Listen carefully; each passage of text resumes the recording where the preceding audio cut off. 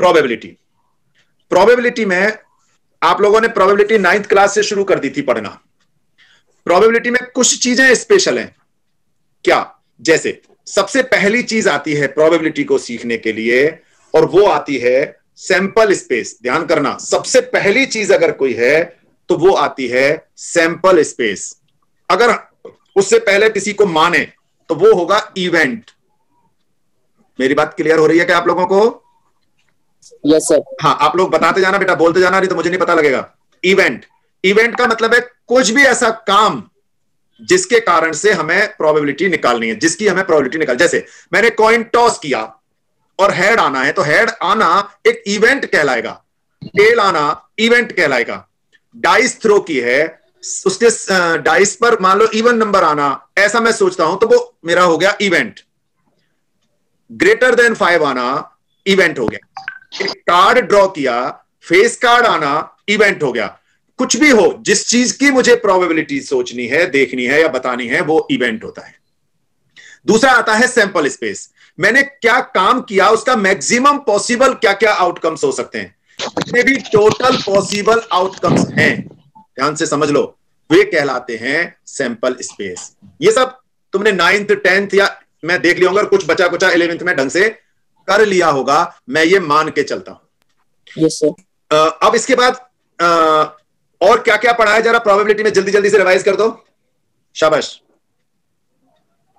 कोई भी बच्चा, कुछ भी ध्यान हो। सर प्रोबेबिलिटी कभी एक से ज्यादा नहीं हो सकती। बिल्कुल। मैं क्यों, उसका कारण है कि प्रोबेबिलिटी कैसे निकालते हैं ये समझ में आना चाहिए। तो प्रोबेबिलिटी के लिए favourable outcome upon total outcome. Naturally जब टोटल आउटकम्स होंगे उनसे ज्यादा आपके फेवरेबल नहीं हो सकते, और जब उनसे ज्यादा फेवरेबल नहीं हो सकते तो न्यूमरेटर कभी भी ज्यादा नहीं हो सकता, इक्वल हो सकता है।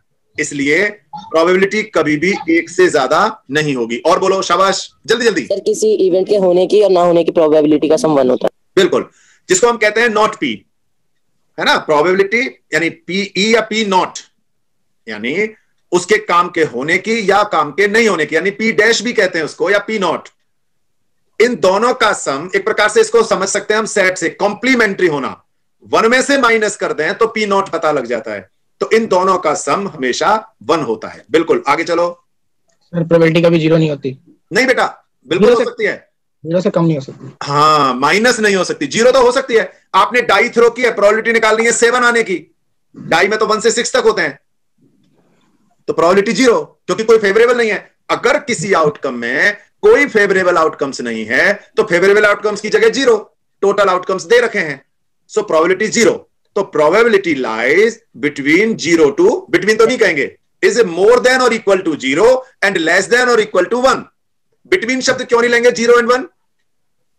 सर बिटवीन में वो मतलब 0 और 1 को नहीं लेंगे ना फिर। हाँ, बिटवीन शब्द का मतलब है वो 0 और 1 इंक्लूड नहीं होना, ठीक है ना। तो हम ये कह सकते हैं एटलीस्ट 0, है ना, और एट मोस्ट मोर देन 1। हाँ, एट मोस्ट या मोर देन 1 नहीं sir, more than 0। More than और equal to 0 and less than और इक्वल टू